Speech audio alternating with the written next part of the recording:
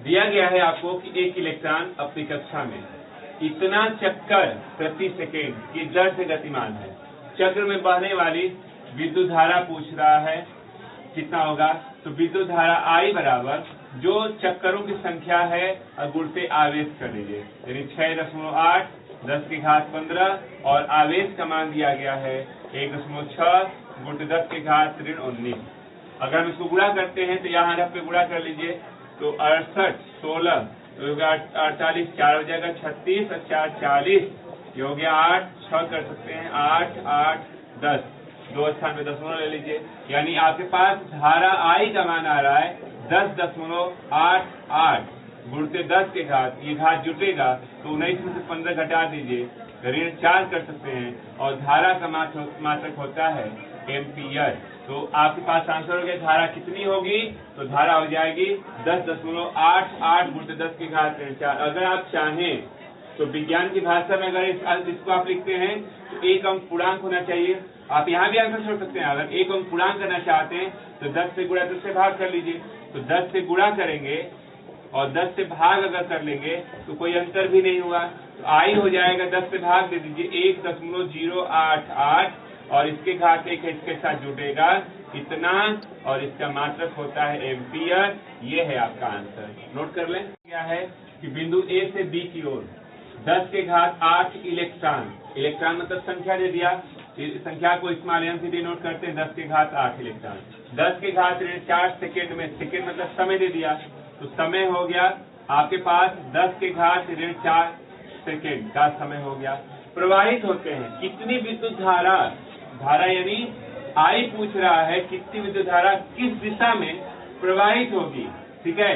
जबकि इलेक्ट्रॉन का आवेश, तो इलेक्ट्रॉन के आवेश को हम स्मॉल e से डिनोट करते हैं, स्मॉल e हो गया 1.6 10 के घात 19 कूलाम।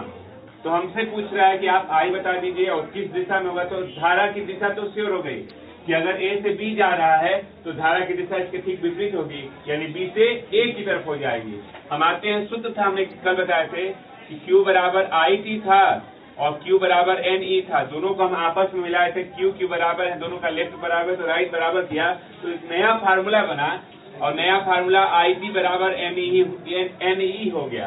तो यहाँ से अगर I लेंगे तो NE/T लिख सकते हैं। चलिए मान रखते हैं N की जगह पे आपके पास 10 के घात 8 और इसका मान दिया गया 10 के घात ऋण 19 और T का मान 10 के घात ऋण 4 था, तो I हल करेंगे 1.6 10 के घात ऋण 19 10 के घात 8 था, ये 10 के घात ऋण 4 ऊपर जाएगा तो धन में चला जाएगा, तो I बराबर 1.6 10 के घात ऋण 19 और यह धन में है तो जुट जाएगा 12, तो I बराबर 1.6 10 की घात 19 में से 12 प्लस माइनस तो घट जाएगा, बड़े वाले का चिन्ह ले लीजिएगा, तो ऋण हो गया 19 में से 12 गया 7 और धारा I का मात्रक होता है एम्पियर ये। और इसकी जो दिशा पूछ रहा है तो धारा प्रवाहित यहाँ से आप इस डायरेक्शन में जा रहे हैं तो इसके ठीक अपोजिट में धारा चलेगी, तो इसकी दिशा हो गई, लिखेंगे B से A की ओर। तो ये आपका कंप्लीट आंसर हो गया, नोट कर लें। अगला क्वेश्चन आप देख रहे हैं कि किसी वैद्युत परिपथ में 24 वोल्ट की बैटरी है, 24 वोल्ट को हम शो करेंगे V कैपिटल V से, 24 वोल्ट हो गया तथा 60 ओम का प्रतिरोध, प्रतिरोध को हम इंडिकेट करते हैं कैपिटल R से, तो कैपिटल R हो गया 60 ओम।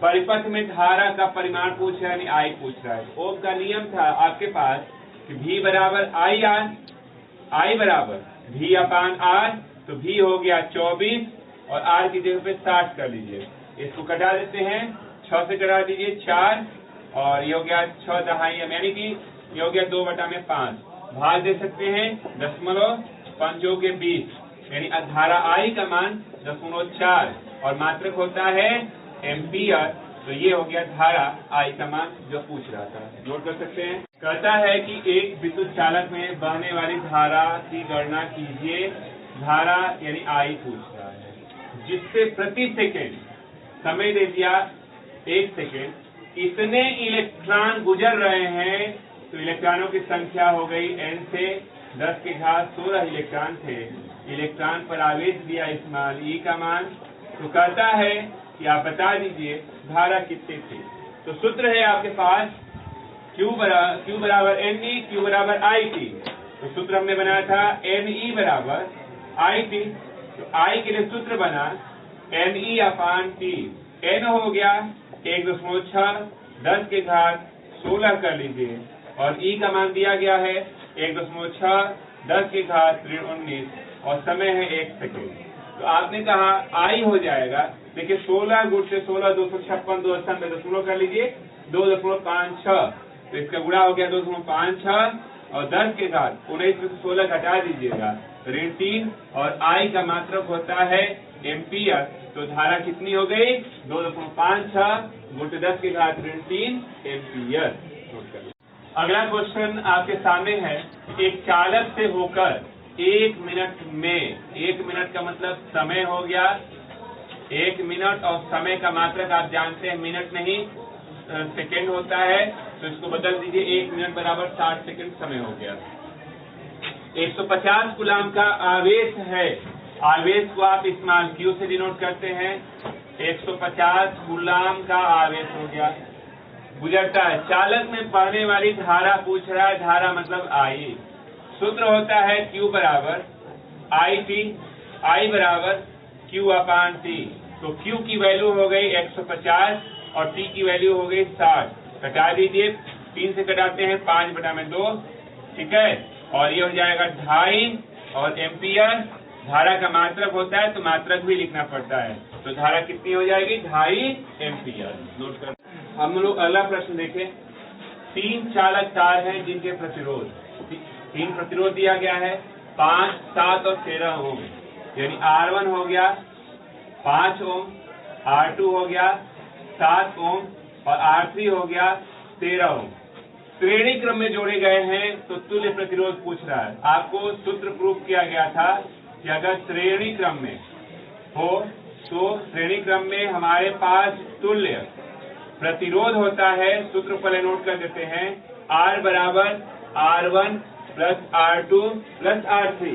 तो सिर्फ मान रखना है, R हो जाएगा 5 धन 7 और धन 13। R की वैल्यू 7 5 12 13 25, तो टोटल हमारे पास तुल्य प्रतिरोध कितना हुआ 25 ओम हो गया। नोट कर लें। आप अगर ध्यान दें तो दिया गया है 5 ओम और 10 ओम के 2 प्रतिरोध हैं, तो 5 ओम हो गया R1 और ये R2 हो गया 10 ओम। समांतर क्रम में जोड़ा गया है तो तुल्य प्रतिरोध आपको बताया गया है सूत्र कि समांतर क्रम में जो तुल्य प्रतिरोध होता है, तो तुल्य प्रतिरोध का सूत्र है 1/R is equal to 1/R1 plus 1/R2। चलिए मान रख देते हैं, तो 1/R1 1/R2, अगर आप एलसीएम लेंगे तो 5 दूना के 10 2 धन 1 यानी 1/R। तो R की वैल्यू हो जाएगी 10/3। R का मान 3.33 और प्रतिरोध का मात्रक होता है ओम, तो इसका तुल्य प्रतिरोध 3.33 ओम हो जाएगा। नोट कर सकते हैं।